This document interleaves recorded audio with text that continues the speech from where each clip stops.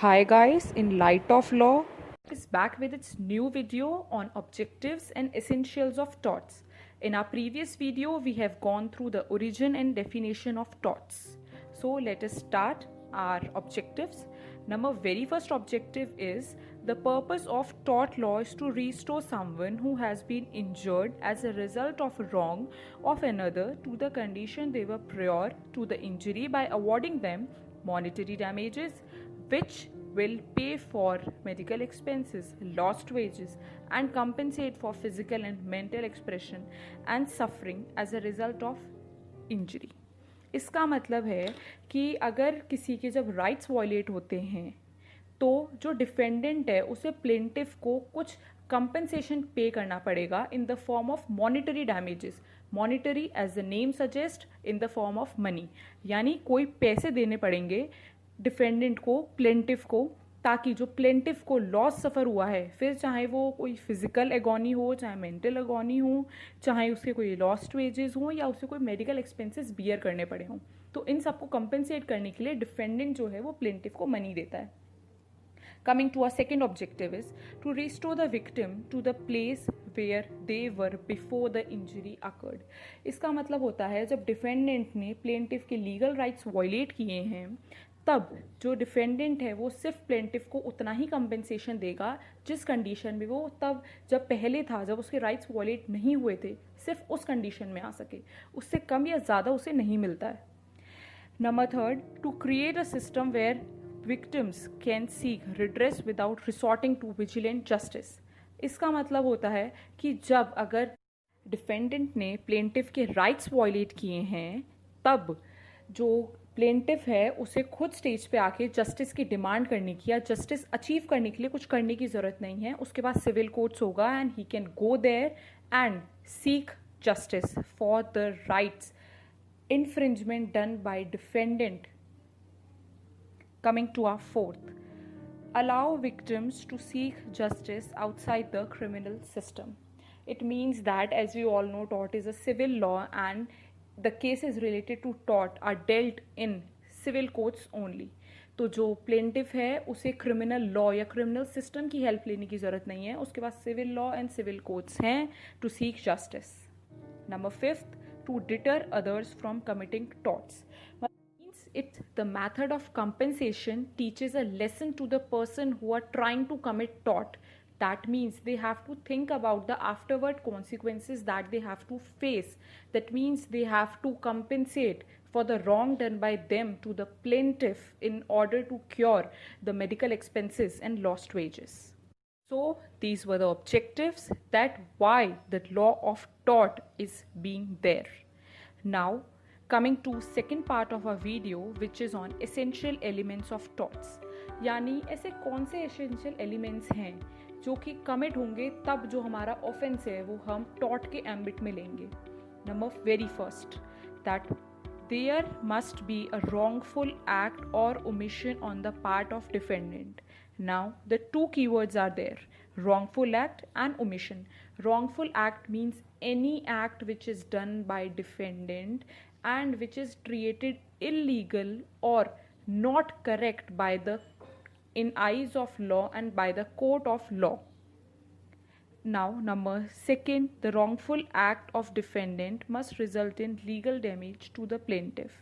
Means अगर जब किसी ने wrongful act commit किया है, wrongful act मतलब ऐसा act जो कि कोर्ट नहीं मानता कि वो सही है या कोर्ट मानता है वो इलीगल है, ऐसा एक्ट अगर किसी ने कमिट किया है और इस एक्ट के कारण अगर किसी दूसरे इंसान को लीगल डैमेजेस सफ़र करने पड़े हों या फिर उसका कोई लीगल राइट वायलेट हुआ हो, तो डिफेंडेंट जो है वो प्लेंटिफ को कंपेंसेशन पे करेगा.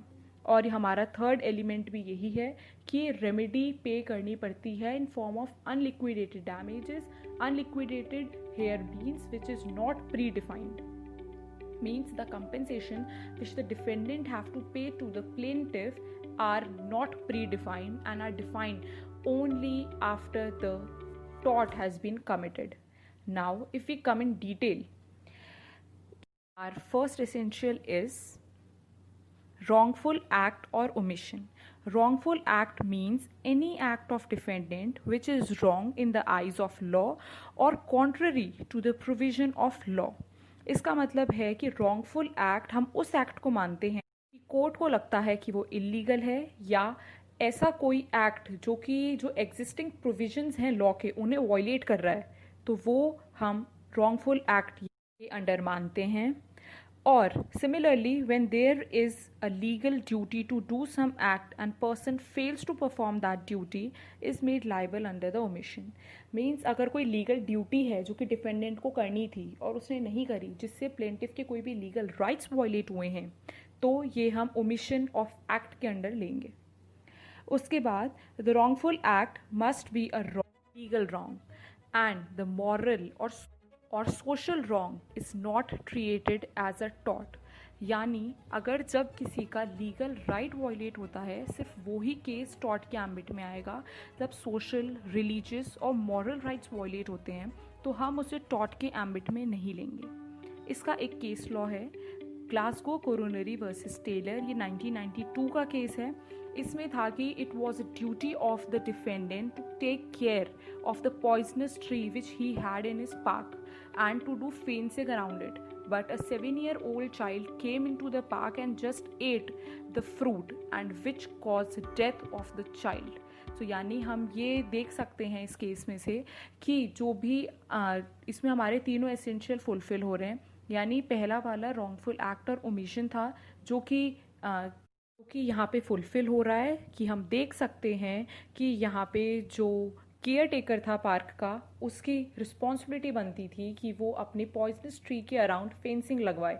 यानी उसने अपना रॉन्गफुल एक्ट किया है या फिर हम कह सकते हैं कि अपने लीगल जो उसका काम था वो उसने नहीं किया है, यानी उसने अपने लीगल काम का ओमिशन किया है. और हम इसमें ये भी देख सकते हैं कि नंबर 2 एसेंशियल जो है हमारा कि जो बच्चा है उसे डैमेज हुआ है. और यहाँ पे हम 3 एसेंशियल्स भी ले लेंगे, 3rd एसेंशियल ले लेंगे कि मतलब यहाँ पे जब ओमिशन हो चुका है अपने एक्ट का और डैमेज कॉज हो चुका है तो उसे रेमेडी पे करनी पड़ेगी. Now coming to the second essential, that अब जो हमारा सेकेंड एसेंशियल है वो है legal damage. Legal damage is the infringement of legal rights और breach of legal duty. Means अगर डिफेंडेंट के कोई भी रॉन्गफुल एक्ट से या ओमिशन ऑफ एक्ट से प्लेंटिफ को कोई भी नुकसान पहुंचता है, लेकिन वो जो नुकसान है वो सिर्फ उसके लीगल राइट्स का होना चाहिए. अगर उसे कोई भी एक्चुअल लॉस हुआ है, यानी कोई भी पैसे का या कोई भी और चीज़ का लॉस हुआ है, तो हम उसे टॉर्ट के एम्बिट में नहीं लेंगे. सिर्फ लीगल राइट्स का वायलेशन या इन्फ्रिंजमेंट ही टॉर्ट्स के एम्बिट में आता है. इसके 2 पार्ट्स हैं, injuria sine damnum and damnum sine injuria. इसमें पहला जो है इंजूरिया साइन डेमनो. इंजूरिया मतलब लीगल इंजरी, साइन मतलब without, damno means damage, but damage may be in the form of money or comfort, health, reputation and etc. So the injuria sine demnum means a legal injury without any damage which is actionable per se. यानी अगर किसी defendant ने plaintiff का कोई भी legal right violate किया है या उसका इन्फ्रिंजमेंट किया है, तो ये जो प्लेंटिफ है वो कंपनसेशन की मांग कर सकता है डिफेंडेंट से. यानी इंजूरिया साइन डेमनो एक्शनेबल है टॉर्ट्स में. इसका एक केस है Bhim Singh versus state of Jammu Kashmir. In this case एक एमएलए था जम्मू कश्मीर का जो कि रॉन्गफुल डिटेन कर लिया गया था पुलिस के द्वारा, जिसमें उसके जो fundamental rights of liberty and constitutional right जो कि वॉयलेट हुए थे क्योंकि वो असेंबली सेशन अटेंड नहीं कर पाया था. यानी यहाँ हम देख सकते हैं कि हम इंजूरिया साइन डेमनो का प्रिंसिपल लगा सकते हैं क्योंकि यहाँ पे उसके लीगल राइट्स वॉयलेट हुए हैं और हालांकि उसे कोई भी डैमेज नहीं हुआ है, लेकिन फिर भी ये एक्शनेबल पर से है. और अगर हम दूसरे केस पर आएँ जो कि है एशबाय वर्सेस वाइट.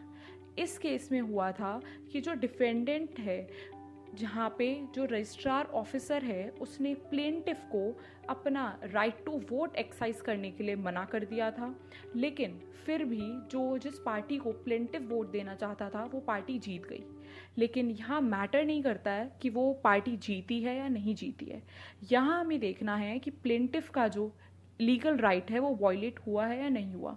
तो यहाँ देख सकते हैं कि यहाँ पे प्लेंटिफ का लीगल राइट जो कि है राइट टू वोट वो वॉयलेट हुआ है रजिस्ट्रार ऑफिसर्स की वजह से। तो यानी हम यहाँ पर भी एक्शनेबल पर से वाला प्रिंसिपल लगा सकते हैं, that is injuria sine damno. Now next coming to the damnum sine injuria which means damage without injury. Here also damage means is in any form like money, health, expenses, etc. Sign means without and injury means legal injury. यहाँ हम कह सकते हैं कि अगर किसी को money या एक्सपेंसेस या कोई भी और चीज़ का लॉस होता है लेकिन उसे कोई भी लीगल राइट उस वॉयलेट नहीं होता है तो ये हम टॉट के एम्बिट में नहीं लेंगे। And in accordance with this the case law number 1 Gloucester grammar school. इस केस में ऐसा हुआ था कि दो स्कूल आमने सामने खुल गए थे। एक स्कूल जो है वो अपनी नॉर्मल रीजनेबल फीस पे एडमिशन्स दे रहा था और जो दूसरा स्कूल है उसने अपनी फ़ीस जो है वो नॉर्मल से कम कर ली थी ताकि उसके पास ज़्यादा से ज़्यादा स्टूडेंट्स एडमिशन लें। तो जो स्टूडेंट्स जहाँ उस स्कूल में पढ़ते थे जो कि रीजनेबल फ़ी चार्ज करता था वहाँ से उन्होंने टीसी लेकर वो उस स्कूल में चले गए जो कि कम फ़ी चार्ज करता था। तो यानी अगर हम यहाँ पे देखें तो जो स्कूल है जो कि रीजनेबल फ़ी चार्ज करता था अब वो इतना ज़्यादा मनी अर्न नहीं कर पाएगा, यानी उसे डैमेज हुआ है। लेकिन हम टॉट में देखते हैं जो कि सिर्फ लीगल डैमेज को कंसिडर करता है, तो यानी यहाँ पे उसका कोई लीगल राइट तो वायलेट नहीं हुआ है, तो हम इसे टॉट के एम्बिट में नहीं लेंगे। यानी यहाँ पे डेमनम साइन इंजूरिया वाला प्रिंसिपल फॉलो होगा और जो कि कहता है कि ये टॉट के एम्बिट में नहीं आता है as it is not actionable person. हमारा दूसरा केस लॉ है उषाबेन वर्सेस भाग्यलक्ष्मी चित्रा मंदिर केस। इस केस में एक मूवी रिलीज हुई थी जिसका नाम था जय संतोषी माँ। यहाँ पे प्लेंटिफ ने ऐसी मांग करी थी कि परमानेंट इंजंक्शन इशू हो जाना चाहिए क्योंकि मूवी में ऐसा दिखाया गया है कि ये जो मूवी है वो संतोषी माँ पे बनी हुई है और ये कुछ लोगों के सोशल और रिलीजियस सेंटिमेंट्स को हर्ट करेगी। लेकिन जैसा हमने पढ़ा था कि जो टॉट है वो सोशल और मॉरल राइट्स को कंसिडर नहीं करता है, यहाँ पे सिर्फ लीगल राइट्स का इन्फ्रिंजमेंट ही ब्रीच माना जाता है और उसी पे कंपेंसेशन देते हैं। तो इस केस को भी हम डेमनम साइन इंजूरिया की कैटेगरी में ले सकते हैं क्योंकि ये भी एक्शनेबल पर से नहीं है क्योंकि इसमें भी कोई लीगल राइट वॉयलेट नहीं हो रहा है। The coming to our last essential, which is legal remedy. And here legal remedy, as I've told you, that if the wrongful act or omission of act is committed by the defendant to the plaintiff which resulted in legal damage or infringement of legal rights of the plaintiff, the defendant has to pay compensation to the plaintiff. और यहाँ पे compensation क्या है? Remedy है। यहाँ पे एक important maxim है विच इज़ नोन एज उबी जस इबी रेमेडियम which means where there is a right there is a remedy. यानी जहाँ पे राइट है और जहाँ पे राइट का वायलेशन हुआ है तो it has to compensate with the remedy. यही हमारे लॉ का प्रिंसिपल कहलाता है। नेक्स्ट अगर हम इसमें आएँ कि रेमेडीज़ बहुत सारी होती हैं जैसे judicial, extra judicial. Some of them are judicial, number first damages which can be nominal, exemplary, compensatory, aggravated, etc. Injunctions which can be temporary or prospective, prohibitory and mandatory. And number third, specific restitution of property. Now, extrajudicial remedies are abatement of nuisance and felonious. And if we want to conclude that what is tort in nutshell, we can say legal wrong plus legal damage plus legal remedy is equals to tort. Means अगर इन तीनों में से एक भी condition missing है तो हम उस केस को टॉट की एम्बिट में नहीं लेंगे। Thank you and if you like the video please do comment, subscribe.